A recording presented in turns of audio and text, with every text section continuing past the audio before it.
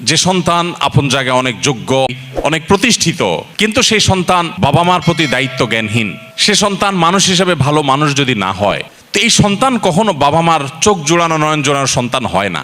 পাশের রুমের ভিতরে এও আবার মেয়ের রুমের পাশের রুমে মা দুঃখিনী ঈদের 4 দিন আগে মারা গেছে, কিন্তু মেয়ের খবর নাই। 3টা সন্তান, একটা হলো সচিব, আরেকটা হলো ভার্সিটির অধ্যাপক, আরেকটা থাকে কানাডা। এই 3টা সন্তান প্রতিষ্ঠিত সন্তান। মা 4 দিন আগে মরছে, ফাঁকে দা ঈদ আসছে, গরু জবাই হয়েছে, খাওয়া দাওয়া করছে, মেয়েরা সবাই আনন্দিত আছে। পাশের ঘরের মধ্যে পচা গন্ধ আসতেছে। 75 বছরের বৃদ্ধা মাকে অসুস্থ অবস্থায় রেখেছিলেন নোংরা ঘরে, সেখানেই মায়ের মৃত্যুও হয়েছে। প্রিয় দর্শক, ঢাকার মিরপুরে মা 9 দিন ধরে বাসায় মরে পড়ে পচে পোকা ধরে পড়ে আছে। এই বিষয়টি নিয়ে বাংলাদেশের বিজ্ঞ আলেম ওলামাগণ মুখ খুলেছেন। একজন সন্তানের পিতামাতার প্রতি দায়িত্ব ও কর্তব্য কি এবং মা বাবার খেদমত সম্পর্কে কোরআন ও হাদিস আজকে আমাদেরকে কি বলে, জনপ্রিয় স্কলার শেখ আহমদুল্লাহ সহ মিজানুর রহমান আজহারি সহ বিজ্ঞ আলেম ওলামাগণ কি বলেছেন এই বিষয়টিকে নিয়ে, সে বিষয়ে আজকে আমরা জানবো ইনশাআল্লাহ। প্রিয় দর্শক, চলুন আমরা একে একে তাদের বক্তব্যগুলি শুনে আসি। আমরা শুরুতেই মাওলানা আনিসুর রহমান আশরাফির বক্তব্যটি শুনে আসি। মা বাবার চাইতে উত্তম বন্ধু জন্য আর কেউ হইতে পারে না। মা বাবার নেক সোহবত, মা বাবার নেক সাহচর্য, খোদার কসম বাচ্চার জীবনে খুব বেশি বাচ্চাকে কিছুই বলা যাবে না, বাচ্চার দিকে তাকানো যাবে না, বাচ্চারে কিচ্ছু বলা যাবে। তে গুছি দাও তার বাপেরে, তার বাপেরে তুই কইরা কয়, তার বাপেরে থাপ্পড় দেয়, হেবড়া হাসে। এই স্যুট এই বুট এই সব কিছু দিয়ে রোজগার করে, আল্লাহ চেনে না, মালিক চেনে না, বানানেওয়ালা চেনে না, সৃষ্টিকর্তা চেনে না। আপনার সন্তান মানুষ হয় না যে হুজুর আমার ছেলে হইছে, আমার মেয়ে হইছে, এখন এই বাচ্চাটাকে আমি এই প্রথম দিন থেকে কিভাবে গড়ে তুলবো, এর একটা সুনির্দিষ্ট সুন্দর একটা দিক নির্দেশনা আমার করণীয় আপনি আমারে লিখে দেন, ঠিক করে দেন, আপনি আমারে বুঝায় দেন। 7 বছরের আগে নামাজ শিখাইতে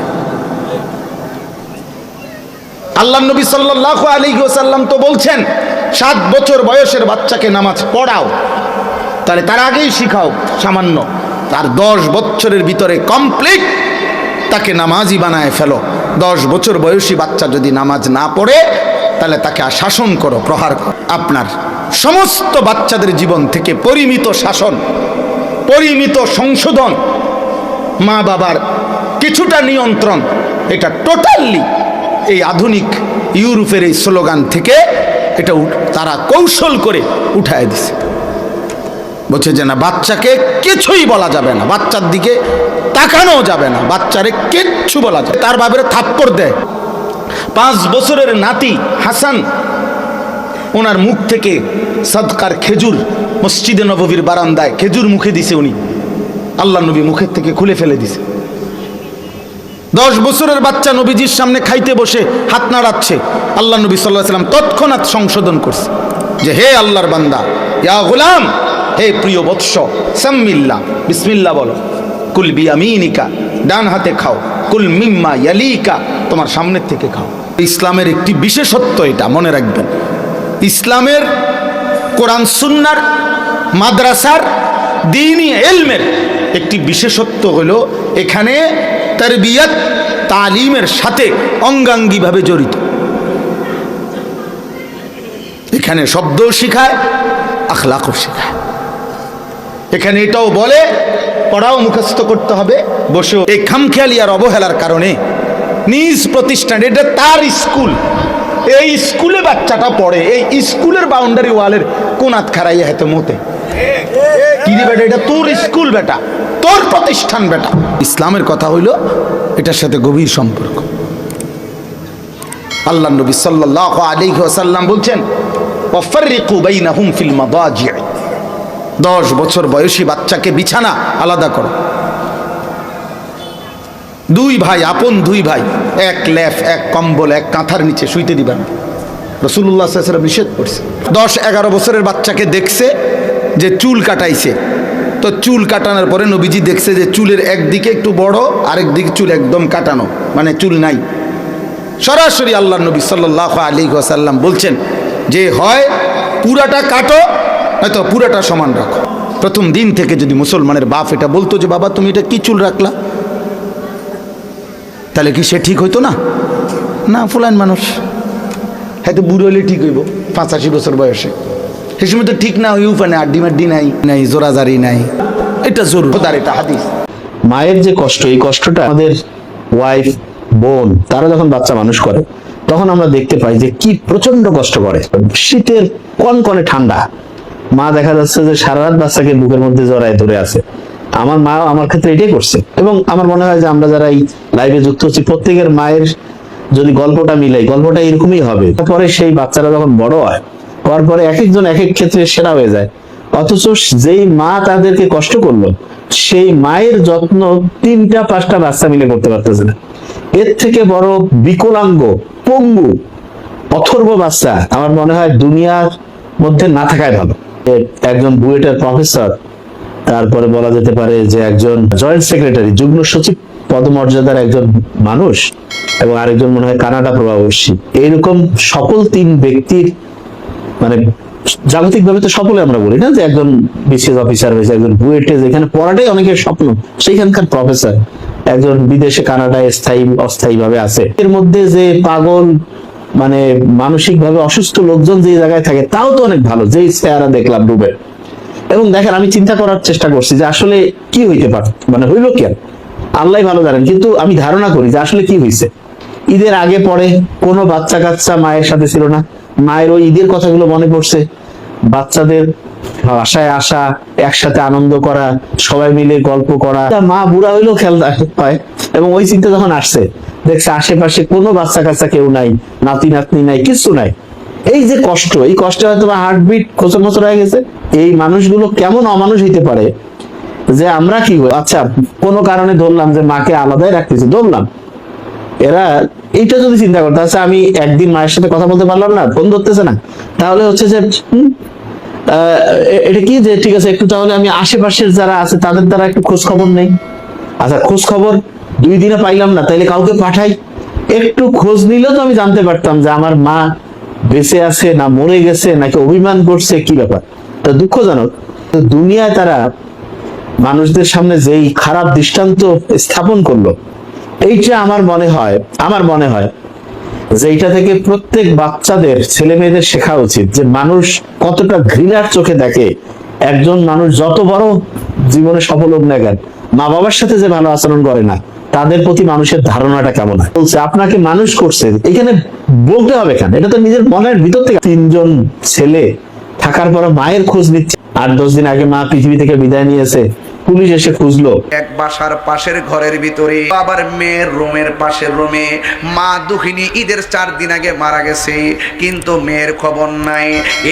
এই মহিলাটার 3টা সন্তান, একটা হলো সচিব, আর একটা হলো ভার্সিটির অধ্যাপক, আরেকটা তাকে কানাডা। মেয়েটা অসুশিক্ষিতা, কিন্তু মেয়েটার রুমের পাশে মা 4 দিন আগে মরে আছে, ছেলে মেয়েরা সবাই আনন্দিত আছে। কিন্তু ঈদের 4 দিন পরে পাশের ঘরের মধ্যে পচা গন্ধ আসতেছে। হঠাৎ করে দরজা খুলে দেখে ওই মহিলাটা মা ঘরের রুমের ভিতরে পরে মরে আছে।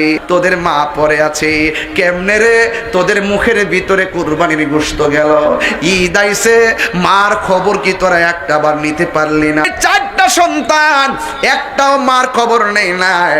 একটা কথা মনে রাখবেন, এই সন্তানটা যেই দিন প্রতিষ্ঠিত হয়েছে, মা জানে কত খুশি হইতো সন্তানের জন্য, কত মানুষ কইতো মহিলা তোর পোলা সচিব হয়েছে, তুই সানক ফেললা মহিলা। আজকে সেই সন্তানের মা শেষ বয়সে মরে পচে গেছে, সন্তান তার ঈদের দিনও খবর নেই নাই। আমার কথা হলো প্রশাসনের কাছে তদন্ত করুন, এই অন্যায়ের বিচার করুন। জাহান মহিলাটা সন্তানরে শিক্ষা দিছে, কিন্তু কুলাঙ্গার সন্তানগুলো মানুষ হতে পারে নাই। কথা বলেন ঠিক কিনা? এই জন্য সন্তানকে মানুষ আগে বানানো লাগবো। জীবনে কোনোদিন মা বাবার মনে কষ্ট দেওয়া যাবে না, বোনের মনে কষ্ট দেওয়া যাবে না, বাবার মনে কষ্ট দেওয়া যাবে না। আজকে মা সন্তানকে শিক্ষা দিছে বলেই সন্তানটা আল্লাহরে ভয় পাইছে। যে ফিসাব কইব মা বাপের খেদমত করন লাগতো না, আমি তোর সব, এটা ফিসাব না। মা বাবার মনে কষ্ট দিয়া যদি মক্কা মদিনায় যাও, কাজ হবে না। যে সন্তান আপন জায়গায় অনেক যোগ্য, অনেক প্রতিষ্ঠিত, কিন্তু সেই সন্তান বাবা মার প্রতি দায়িত্ব জ্ঞানহীন, সে সন্তান মানুষ হিসেবে ভালো মানুষ যদি না হয়, মানবিক গুণাবলী এবং মূল্যবোধ এর ঘাটতি যদি তার মধ্যে থাকে, এই সন্তান কখনো বাবা মার চোখ জোড়ানো নয়ন জোড়ানো সন্তান হয় না।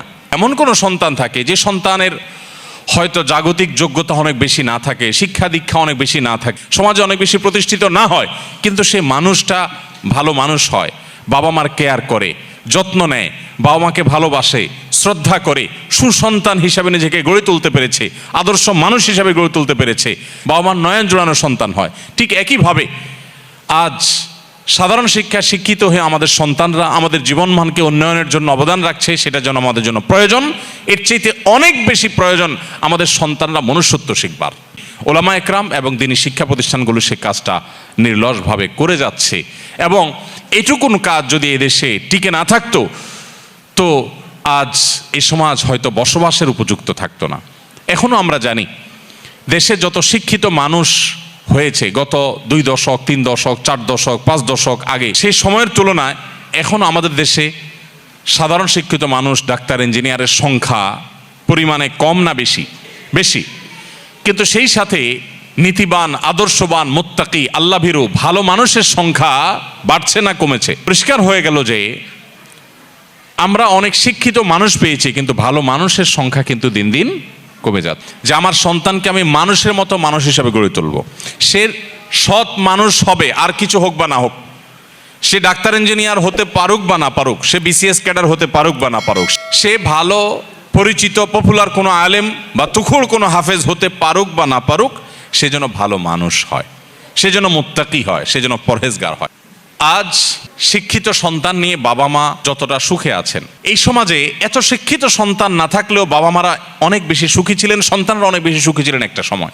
আলকামার মা এসে বিশ্বনবীর পা ধরে বলে, ও নবী, আমার কলিজার টুকরারে আগুনে ফেলবেন না। বিশ্বনবীও বললেন, বাবার চেয়ে মায়ের মর্যাদা বেশি।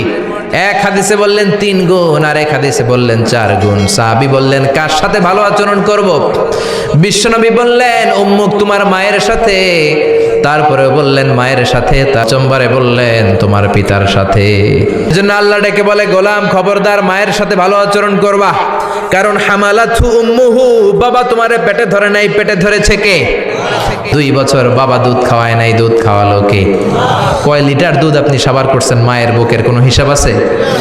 10 মাস 10 দিন কষ্ট দিলাম। একটা মা তার বাচ্চাকে জমিনে আনতে যে, জমিনের আলো দেখাতে যে কত কষ্ট করে শুনেন। চিকিৎসা বিজ্ঞানীরা বলে সুস্থ মানুষ 45 ইউনিট ব্যথা সহ্য করতে পারে, এর বেশি পারে না। এর বেশি যদি ব্যথা পায় কেউ, হয় মরে যাবে নয় বেহুশ।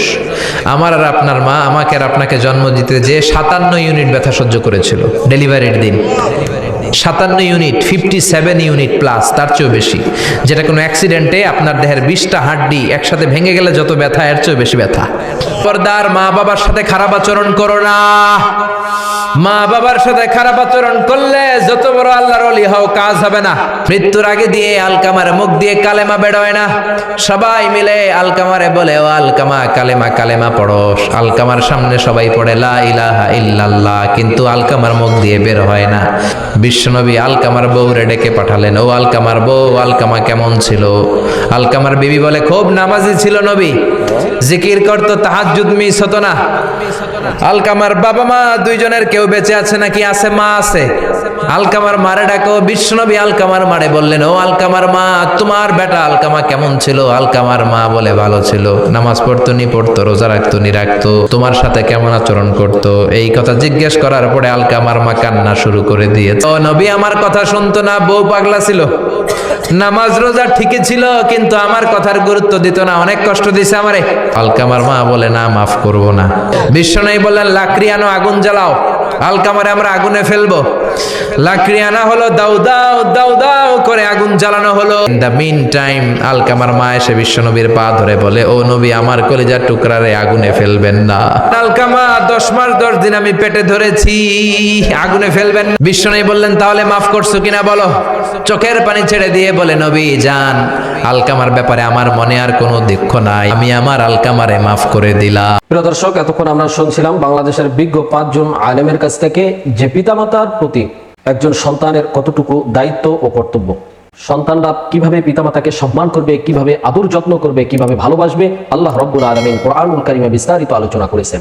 নবীজি সাল্লাল্লাহু আলাইহি ওয়াসাল্লাম বলেছেন, কোন সন্তান যদি তার মার দিকে নেক নজরে থাকে, আল্লাহ রাব্বুল আলামিন তাকে একটা কবুল হজের সওয়াব দান করেন। সুবহানাল্লাহ।